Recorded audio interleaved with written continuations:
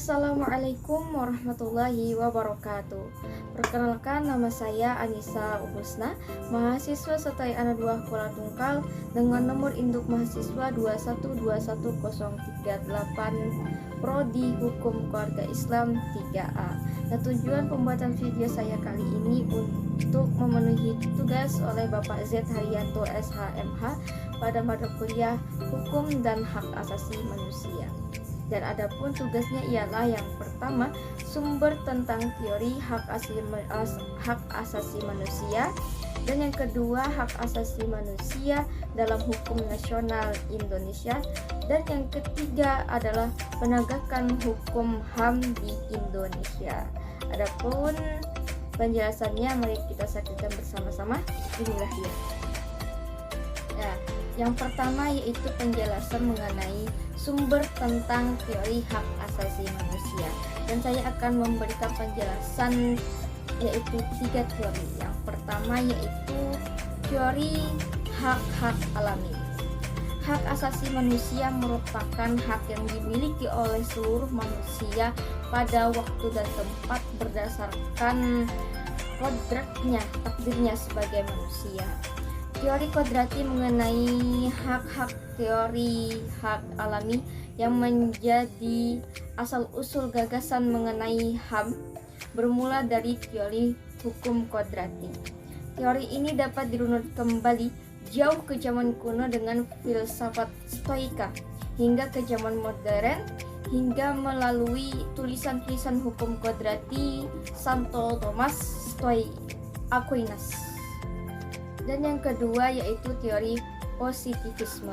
Teori ini berpandangan bahwa karena hak harus tertuang dalam hukum yang real, maka dipandang sebagai hak melalui adanya jaminan konstitusi.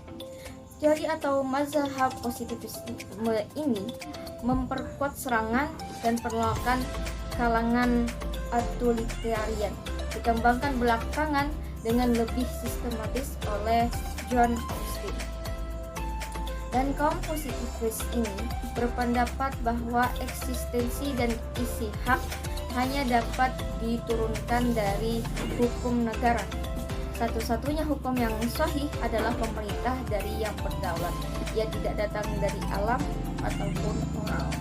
Dan yang terakhir, yang teori ketiga yaitu teori relativisme budaya.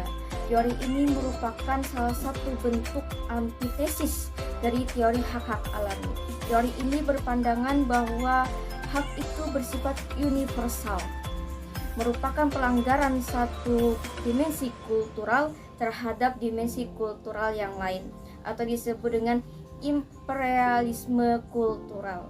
Yang ditekankan dalam teori ini adalah bahwa manusia merupakan interaksi sosial dan kultural serta perbedaan tradisi budaya, dan peradaban berisikan perbedaan cara pandang kemanusiaan. Dan penjelasan materi yang kedua yaitu hak asasi manusia dalam hukum nasional Indonesia.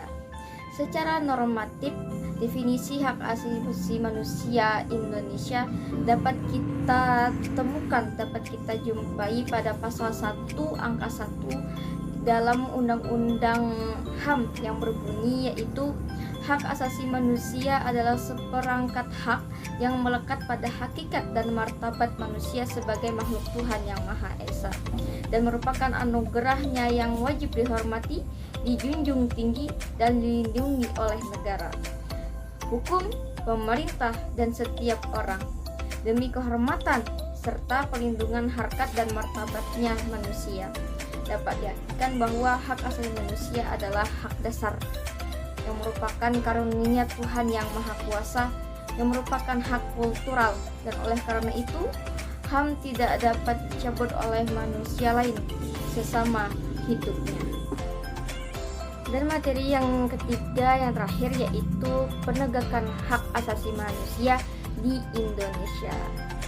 Adapun pengertiannya adalah Penegakan hak asasi manusia merupakan cerminan maupun perwujudan dari sila kedua yang berbunyi, yaitu kemanusiaan yang adil dan beradab.